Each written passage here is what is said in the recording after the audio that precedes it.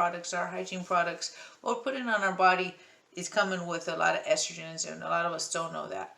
And so the estrogens would be under the list of the name of parabens. And so when we find parabens in our ingredients, be it our toothpaste, our shaving cream, our perfume, our cologne, our body creams, just anything that goes on the body, our soaps, shampoos, those parabens is just putting estrogen. So we're really saying, let me just slather this estrogen on me. Gosh dang, I smell so good, but I'm just so full of hormones.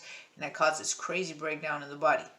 It demasculates the masculine and it damages the feminine.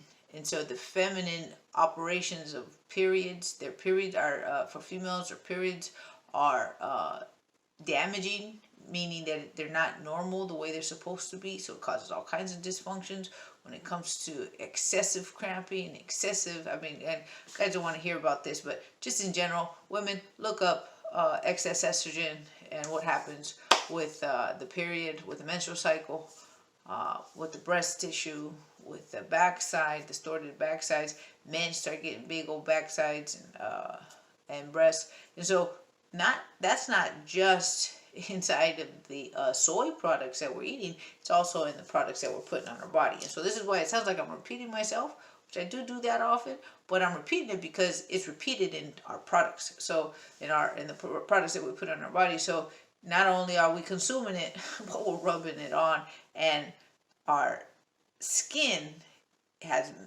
a ton of mouths on it, which are our pores, and it just sucks right in the bloodstream.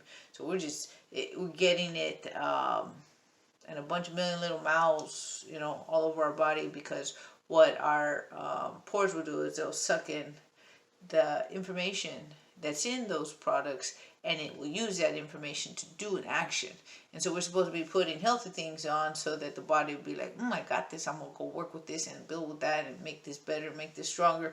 No, it's like, oh, now I'm going to break down here, I'm going to break down there, and I'm going to dysfunction over here and jack up operations over there. And that's what's happening with what we're putting on our body, brushing with our teeth. Just in general, we're slathering it everywhere, and we're not going to get rid of it 100%, but we got to start taking some kind of control when it comes to these products in our body, in our home, what we're bringing into our home. So when going over to the staying with the hygiene, talking about the parabens mean estrogen. So we have a better understanding. Parabens means hormones. We're slathering on hormones. Fluoride in the toothpaste. Change the fluoride in the toothpaste, so we get a toothpaste that does not have fluoride in it. Remember, it nullifies the senses. It nullifies to take action, to care, to do. Breaks down the skeletal system, the bones, the teeth. It brings down, lowers IQ in developing brains. They got fluoride in baby water. Got fluoride in baby water. I mean, it's rough out there, what's going on and what we're not aware of. Again, look up Fluoride Action Network, or anything you want to look up to start giving direction in this information. The other one is we don't want artificial fragrances and artificial colors. Artificial colors, it really means aluminum. So we're putting on aluminum.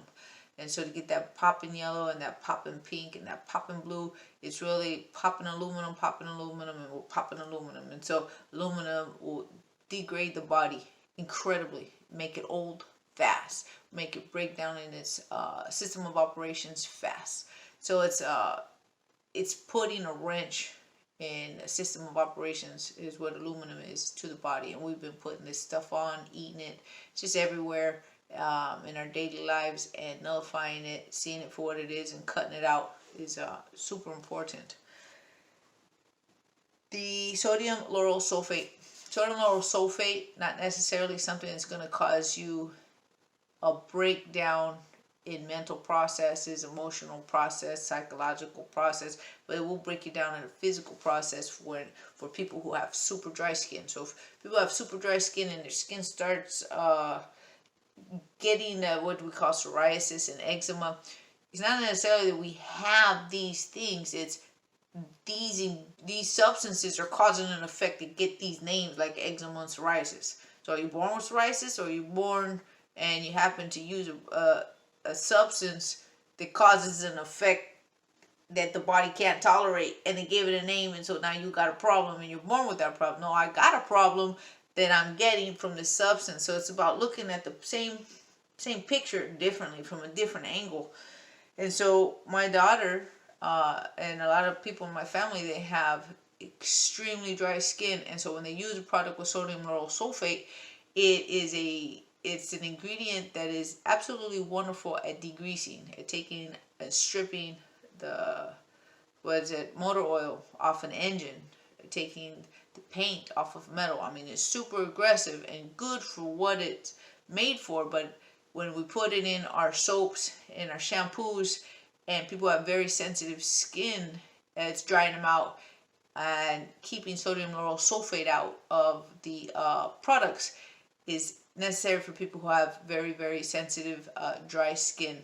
Also look up, for people with dry skin, look up vitamin A deficiency, and bringing up the vitamin A and vitamin E will help the body be able to moisturize from the inside out. And then stopping the sodium, recognizing the sodium lauryl sulfate is causing a dryness on the outside, aggressive dryness on the outside. You find a good balance removing the sodium lauryl sulfate and from the products. And sodium lauryl sulfate is anything that has a lot of spuma. I just said that in Spanish. That has a lot of foam. That foam is what sodium lauryl sulfate does. It creates a lot of bubbles. And so you can guarantee if your toothpaste has a lot of bubbles, or if your shampoo, your body soap, those bubbles are not necessary for a cleaning job. So find products that don't have sodium lauryl sulfate. And boost up vitamin A and vitamin E. Look up those deficiencies, and you'll be surprised at what vitamin A deficiency, what the results are for people who have vitamin A deficiencies, which we don't recognize as a vitamin deficiency. We just label it as a health problem. Gets a crazy name, and then we go get medication for it when we could just fix it from the inside out naturally. So I'm going to wrap it up because it's almost 2 o'clock in the morning, and I said I wasn't going to go to bed until I made this video. So it's made, it's done. Again, Michelle, Truth and Integrity Warrior, Michelle Angelique, Truth and Integrity Warrior, and I'll be seeing you very soon. Be well and peace out.